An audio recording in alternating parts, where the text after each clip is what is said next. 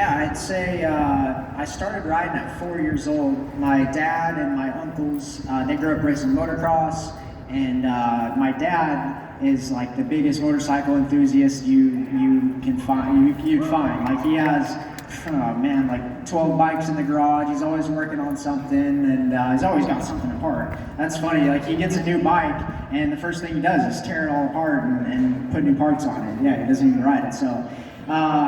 No, huge, I mean, I owe everything to my parents. They took Ez and I racing at a young age, started in motocross, slowly transitioned to supermoto with a little bit of mini road racing.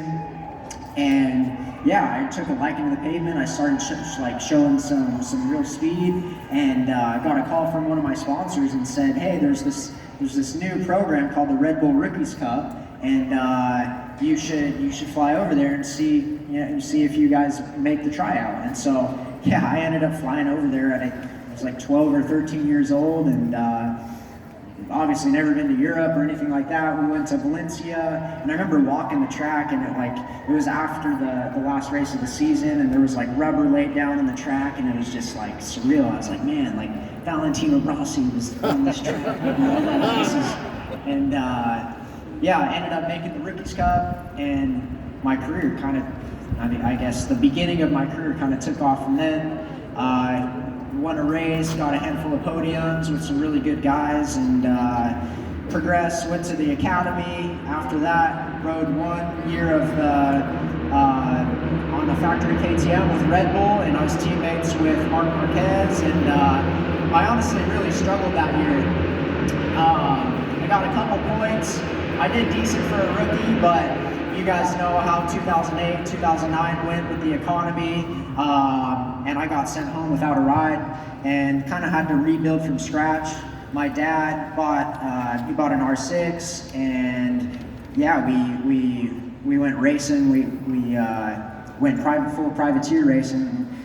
Super lucky to have some really good sponsors in my corner at the time that yeah, we're able to scrape some stuff together. Got some podiums against like some of the factory Yamaha some of the factory teams involved in the 600 class at the time, and it was enough to get noticed by Yamaha in 2011 going into 12, and had an amazing career with Yamaha. It's so cool just seeing them in the Moto America pits this weekend, and yeah, they're really a second family to me, and rode for them for 8 or 9 years, and we wrapped up 6 titles together, 1 super sport, and 5 superbike championships together. Woo! And I will always remember that. It was an amazing time in my career.